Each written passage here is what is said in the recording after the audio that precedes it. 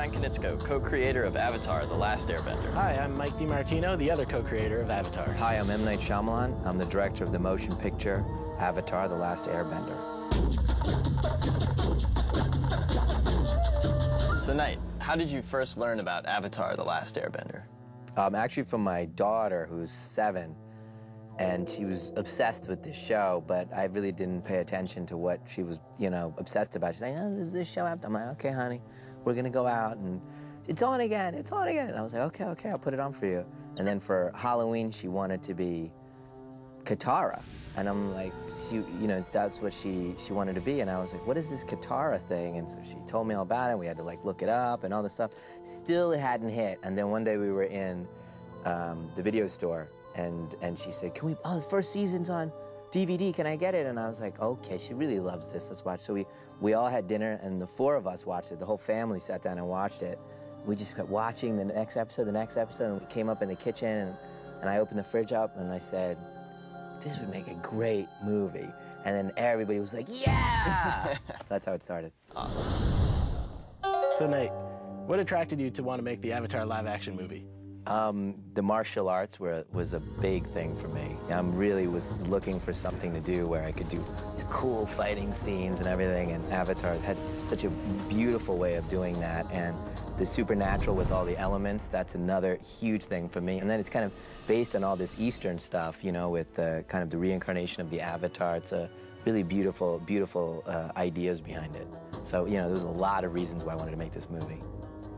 What do you think about that? I think that's great. So you've seen the first 2 episodes of season 3. Are you excited for the rest of the season and the finale of Avatar?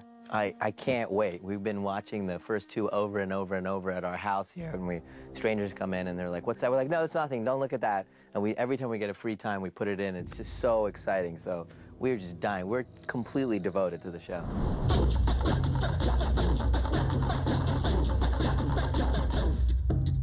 So how do you guys feel about a movie being made about your show? We're really excited. Brian and I have been working on this story and this series for about 5 years now, so to see it kind of go into this new realm of live action and the level of detail and to have you involved is very exciting. We always strive for a really cinematic look on the show.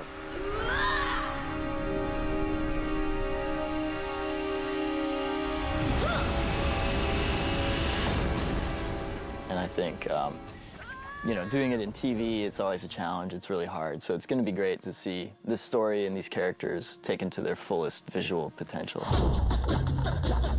Are you a fan of any Japanese anime TV shows or movies? Actually, I'm a big fan of Miyazaki movies, which I know you guys are really influenced by. In our family, we really love those movies. In fact, he's like one of my favorite film directors. He's amazing. So what are some of the challenges visually for translating Avatar from an animated TV show into a big, huge live-action movie? Well, when you guys write a scene and says, oh, it's the North Pole, and you can do that we got to go and be in Arctic weather for months on end. I'm gonna be cursing you guys. It's my wife. I tell my wife we have to go and live out in ice, because the movie is about water, and that's where it was set. That's where they wrote it. It was, as I'm writing, I'm like, my pen is stopping as I'm writing, North Pole.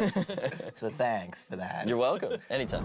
So the 3 seasons of Avatar is roughly, 30 hours of story. Right. How are you going to condense that down into, a trilogy of 6 hours or so?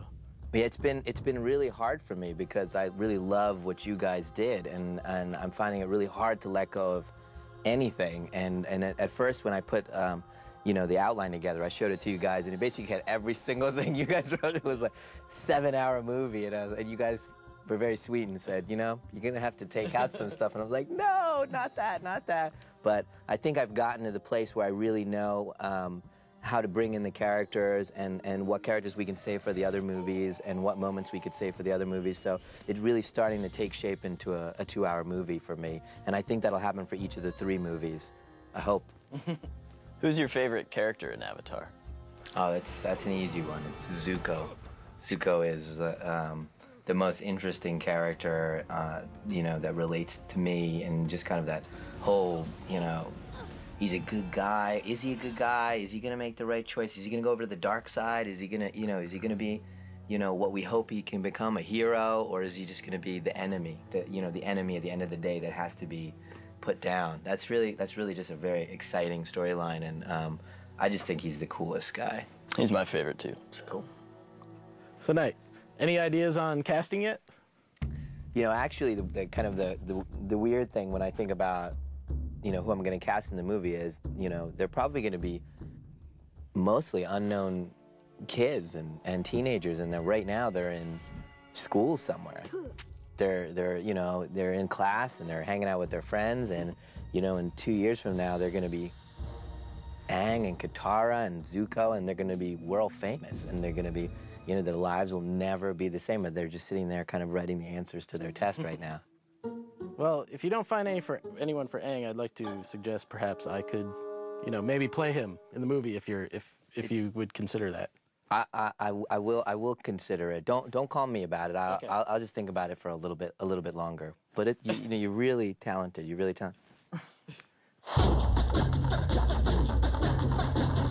You spoke about Lady in the Water being inspired by stories that you had made up to read to your kids.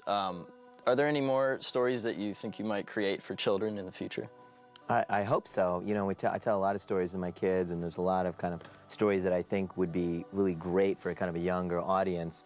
I mean, I've always kind of gone back and forth between kind of like the scarier movies I make for the adults and the kind of the kid movies, because I wrote Stuart Little, which I really enjoyed that process, and now I get to do Avatar in this kind of wonderful mix of different genres for me. So I feel really excited about spending, I guess the next 6 years making these movies for a whole, generation of kids around the world. It's really, exciting, and hopefully after that I'll keep doing that kind of stuff. So, the really cool thing for me is that normally I, close my door and I'm alone and I, write my movies, and it's just the most lonely, depressing process that anyone could go through. And on this movie, I got you guys to be depressed with me. So this is such an exciting thing for me. And even, we've just started, but I've gotten to, hang out with you guys and talk with you guys about the movie, and how about this and how about that, and oh, can you bring in the bounty hunter?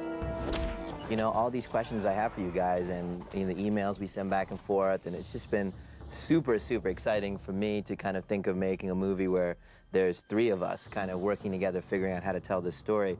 Is this going to be something new or interesting for you now that you've going to be moving from like making a show on TV and kind of thinking and helping me make, a story for the movie theaters? Yeah, it's really exciting for Mike and I. We've been doing animation for several years now, but we're really interested in live action, huge fans, and I think we admire your craft so much, and there's going to be so much to learn just by collaborating with you and, coming on the set and just everything. So we're so excited. Yeah, it's been a great experience, as you said, so far, just in the few months that we've started working on the outline. So.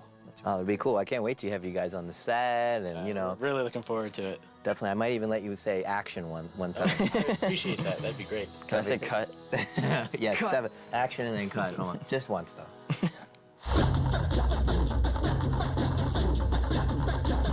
All right, guys. What happens at the end of season 3?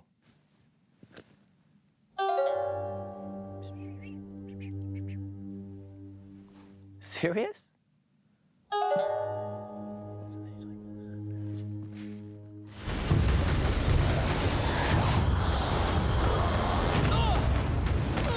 That's sweet. That is going to be sweet. So, Knight, as you know, Avatar has a lot of fans all over the world. Anything you want to say to them?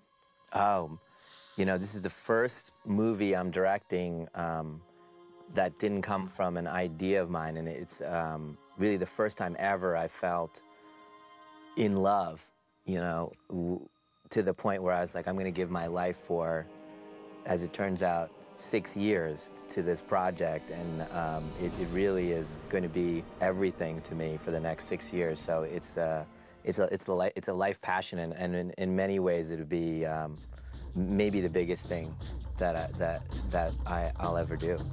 Well, we thank you for your enthusiasm and appreciate all your hard work, and we look forward to the Avatar live-action movie. Hey, and thank you guys for making the coolest mythology I've ever seen. Thanks. Check out Avatar, only on Nickelodeon.